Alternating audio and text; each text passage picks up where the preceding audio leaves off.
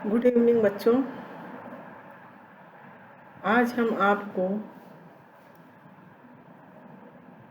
आपकी पाठ्य पुस्तक गद्य भारती के गद्य खंड से द्वितीय पाठ अस्माकं राष्ट्रीय प्रतीकानि का सारांश तथा कुछ गद्यांश भाग का अनुवाद पढ़ाएंगे। पाठ का सारांश। अस्माकं राष्ट्रीय प्रतीकानि। अस्माकं हमारे, राष्ट्रीय प्रतीकानि राष्ट्रीय प्रतीक अथवा चिन्ह। सारांश। राष्ट्र शब्द का अर्थ है रातियों का संगम स्थल। राति का अर्थ है देना। राष्ट्र में वहाँ रहने वाले समुदाय के लोगों का त्याग, बलिदान व समर्पण ही राष्ट्र को बलशाली बनाता है। प्रत्येक राष्ट्र की अपनी संस्कृति व पहचान होती है। हमारे देश के राष्ट्रीय प्रतीक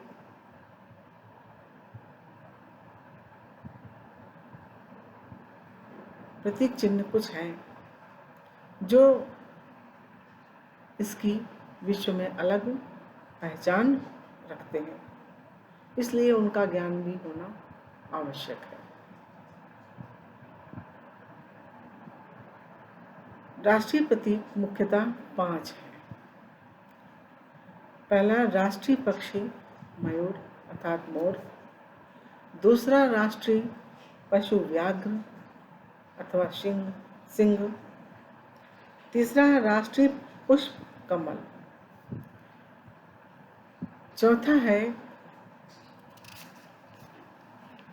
राष्ट्र ध्वज।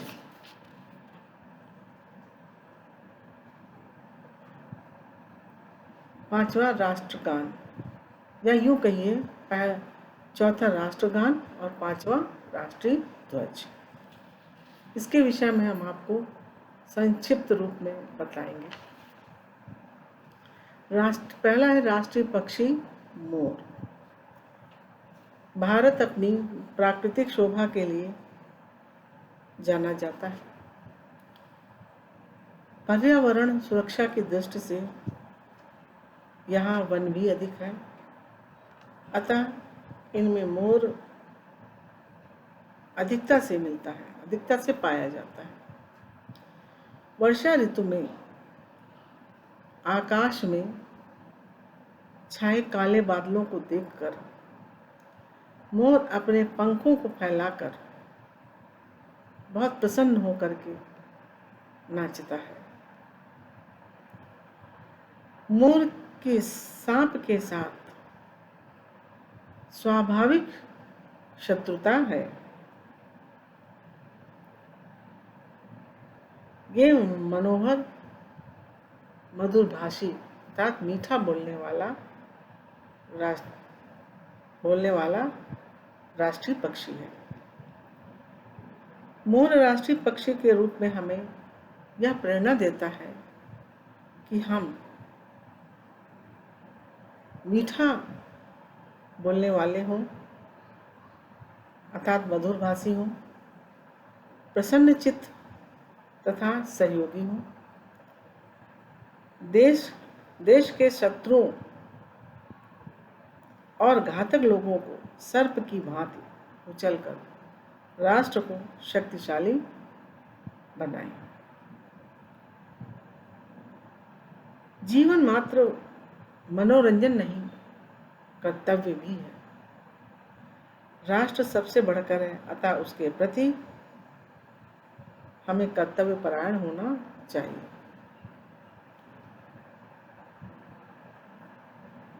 दूसरा प्रतीक या चिन्ह राष्ट्रीय पशु व्याघ्र अर्थात सिंह। वन के पशुओं में सिंह उनका राजा है। चित्रव्याघ्र स्फूर्तिवान तेज दौड़ने वाला और इसके शरीर पर काली रेखाएं होती हैं। ये अधिकता से पाया जाता है, अतः राष्ट्रीय पशु के रूप में शेर को या सिंह को स्वीकार किया गया है। हमें शेर की भांति राष्ट्रीय गौरव के प्रति स्वाभिमानी, सचेष्ट और सावधान रहना चाहिए। राष्ट्र की सुरक्षा के प्रति चौकन्ने रहना चाहिए। तीसरा राष्ट्रीय प्रतीक है पुष्प, राष्ट्रीय पुष्प कमल। हमारा राष्ट्रीय पुष्प कमल है। कमल पवित्र, कोमल तथा सुंदर होता है। ये कीचड़ में तो खिलता है, लेकिन बहुत ही सुंदर होता है और शरद ऋतु में बढ़ता है। कीचड़ में खिलता है, शरद ऋतु में बढ़ता है। इसे पंकज, जलज, सरसिज, सरोज आदि नामों से पुकारा जाता है। हम किसी भी प्रकार की परिस्थिति में हो तो भी संघर्ष करते हुए कमल की भांति आगे बढ़कर रास्ता निकालना चाहिए।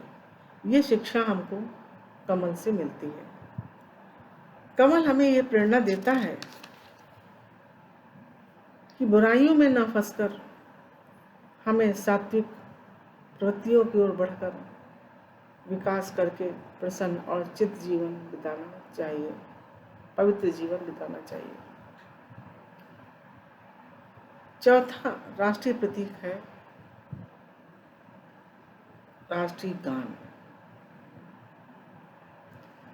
रविंद्रनाथ टैगोर जी ने राष्ट्रीय गान की रचना की है। हमारा राष्ट्रीय गान जन गण मन सारे भारतवासियों का प्रतिनिधित्व करता है। यह 52 सेकंड में पूरा गाया जाता है। इसके गाने पर सावधान होकर खड़े रहने से हम सारे राष्ट्र के प्रति सम्मान व्यक्त करते हैं। इसमें सभी प्रांतों, राज्यों, भारत के पर्वतों व नदियों का उल्लेख मिलता है, जो भारत के विस्तार के साथ साथ समृद्धि व संपन्नता को बतलाता है। भारत प्राकृतिक संपदा और आध्यात्मिक संपदा दोनों से ही भरा पूरा है।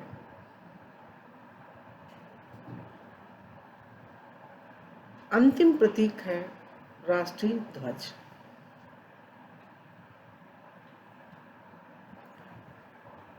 राष्ट्रीय प्रतीकों में विशेष महत्व राष्ट्रीय ध्वज का है। स्वतंत्र भारत का अपना ध्वज अर्थात पताका या झंडा है, जो सारे भारत व भारतवासियों के सम्मान का परिचायक है। हमारा राष्ट्रीय ध्वज 3 रंगों से बना हुआ है। इसके बीच में नीले रंग से अशोक चक्र बना है। चक्र में 24 अरे अर्थात पंक्तियां या तीलियां हैं। अशोक चक्र धर्म अर्थात कर्तव्य, सत्य और अहिंसा का प्रतीक है। इसमें सबसे ऊपर केसरिया रंग जो त्याग का प्रतीक है, तपस्या व वीरता का परिचायक है। बीच भाग में सफेद रंग ज्ञान, सौहार्द और सदाशयता आदि गुणों का परिचायक है। नीचे हरा रंग सुख, समृद्धि व हरियाली का प्रतीक है, हरियाली की निशानी है। भारत विभिन्न भाषा, जाति, वर्ण व लिंग, अलग अलग बोलियों का देश होते हुए भी सांस्कृतिक दृष्टि से एक है।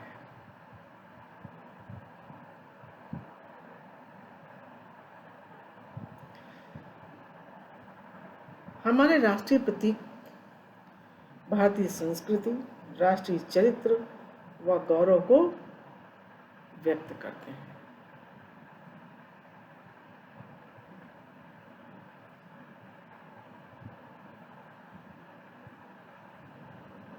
गद्यांशों का संदर्भ सहित अनुवाद।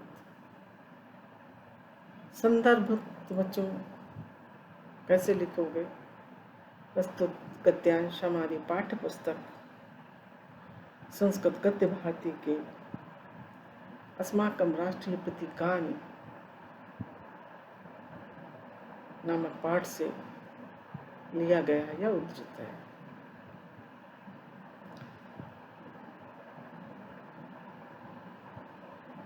इसमें राष्ट्रीय प्रतीकों के महत्व को बतलाया गया है।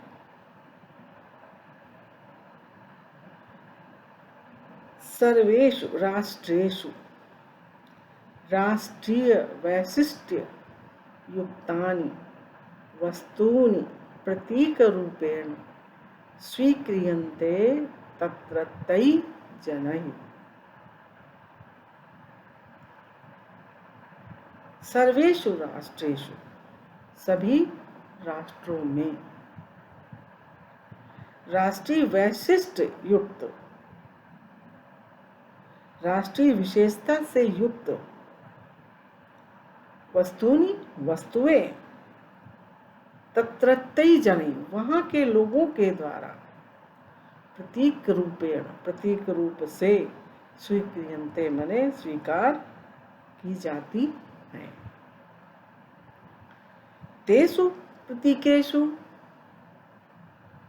तद्राष्ट्रस्य गौरवं चारित्र्यं गुणाश्च प्रतिभासन्ते। तेषु प्रतीकेषु उन प्रतीकों में या उन चिन्हों में तद्राष्ट्रस्य उस राष्ट्र का गौरवं गौरव, चारित्र्यं चरित्र, गुणाश्च और गुण प्रतिभासन्ते और गुण झलकता है, प्रतिभासित होते हैं।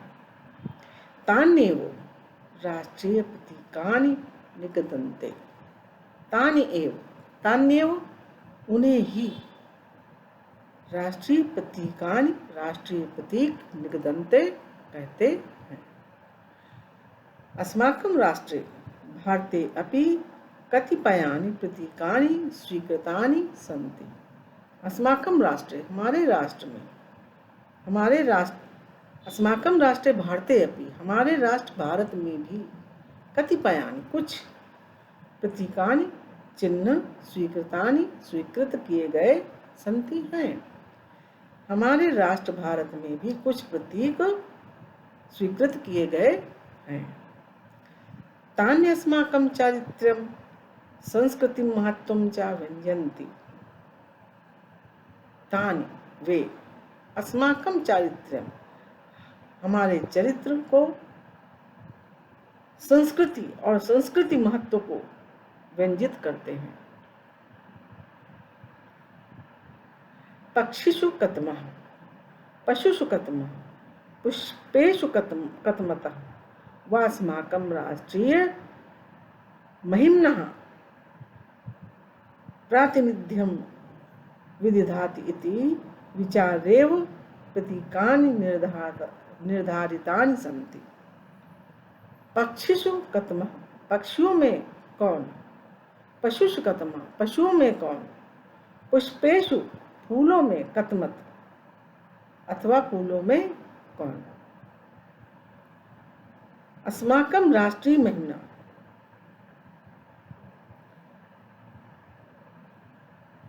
हमारे राष्ट्रीय महिमा का प्रतिनिधित्व करते हैं। प्रतिनिधित्व विदधाति, प्रतिनिधित्व करते हैं। विचारेव प्रतीकानि निर्धारितानि सन्ति, इस प्रकार विचारेव, विचार करके ही प्रतीकों को निर्धारित किया गया है। विचारेव, विचार करके ही प्रतीकानि माने प्रतीकों को निर्धारित संति माने किया, निर्धारितान माने निर्धारित किया गया, संति है।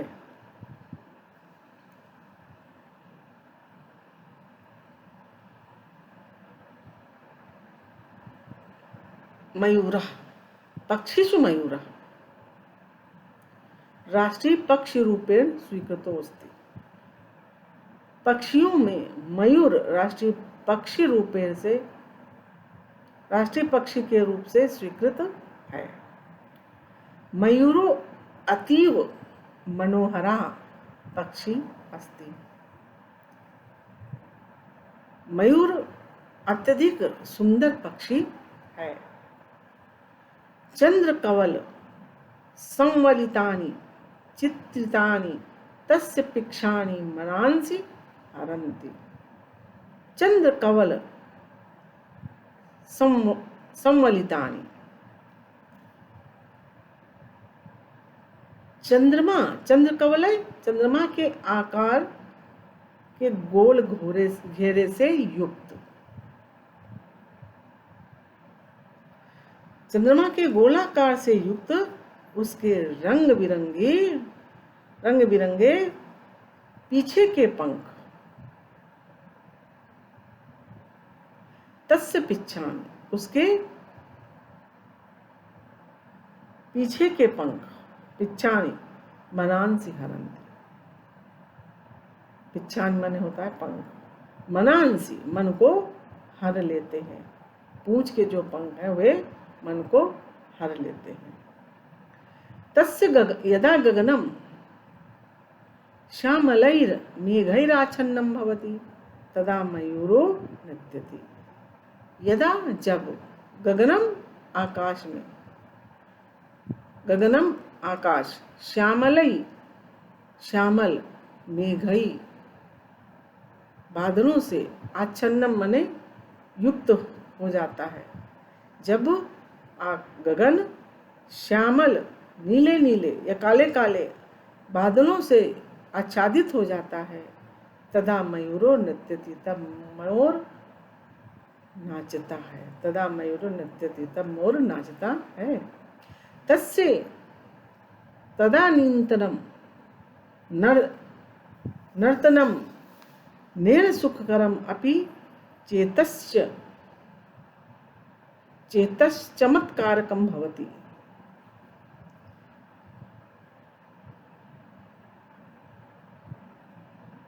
तस्य, उसका,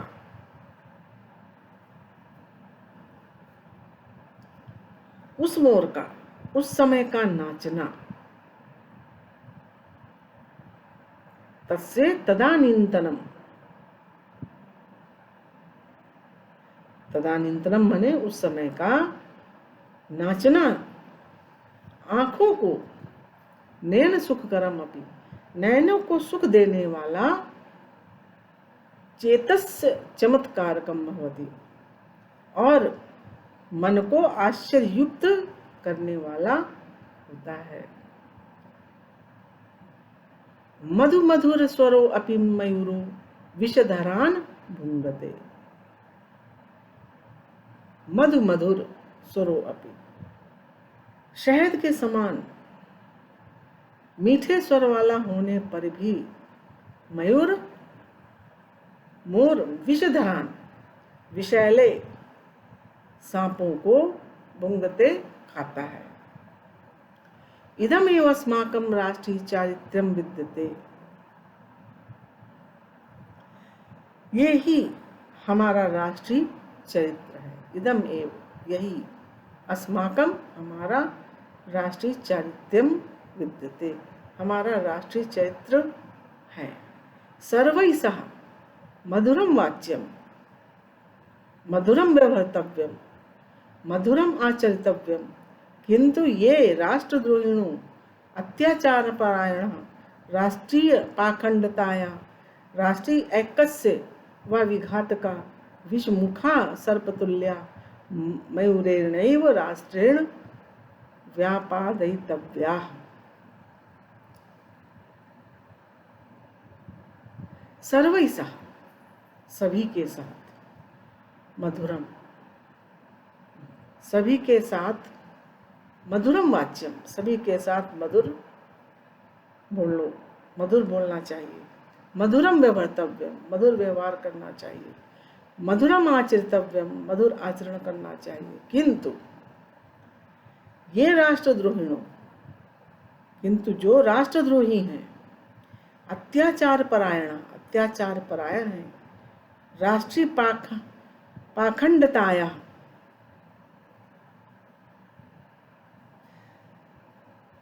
राष्ट्रीय अखंडताया, सॉरी बच्चों, राष्ट्रीय अखंडताया, राष्ट्रीय अखंडता,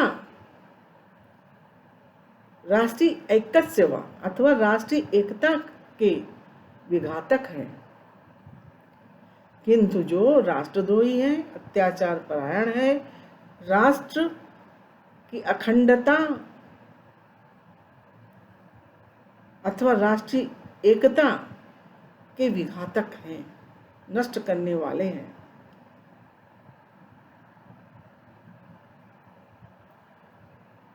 विषमुखा सर्पतुल्य,